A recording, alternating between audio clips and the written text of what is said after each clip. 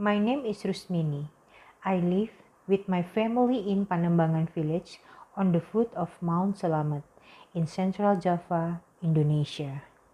Mount Selamat is a very fertile volcano and produces many water springs, rivers and streams, and waterfalls. We are living mainly from rice and cash crop farming, also from sweetwater fishery, particularly gourami and eels. Many villagers also earn their living from the local touristic destinations on the foot of Mount Selamat, which are the waterfalls.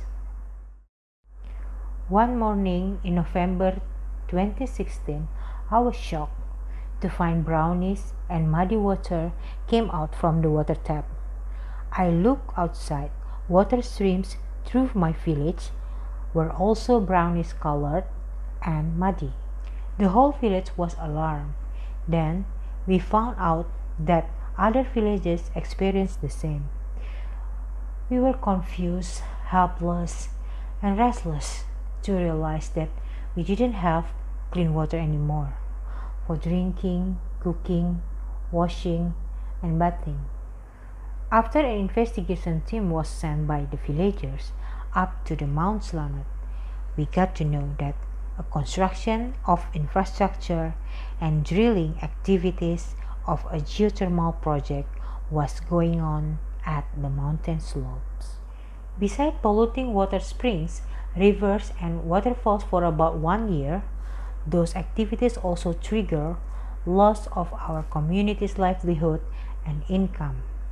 The river's biota was dead. Home businesses including fish breeding and farming and silkworm cultivation were destroyed.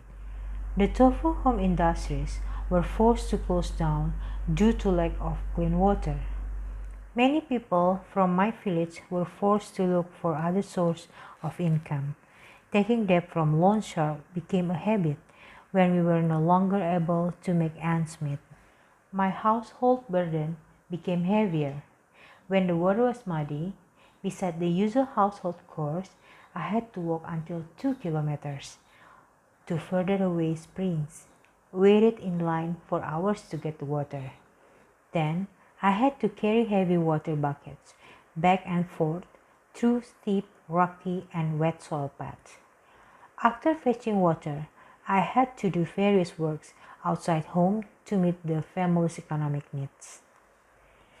In February 2020, after 3 years, many families in my village still cannot recover from their livelihood and income loss, particularly due to lack of capital. The water flow rate of the rivers became low and cannot be the source anymore for river fish or for silkworms. Some tofu home industries run again, but have to pay additional costs for clean water. Many villagers now receive lower income from the alternative economic activities. Lives of the communities and particularly the women are still difficult. Women and girls bore the brunt of mud pollution into the rivers and streams caused by the geothermal project activities. Deprive us from clean water is a violence against us, the women and the girls.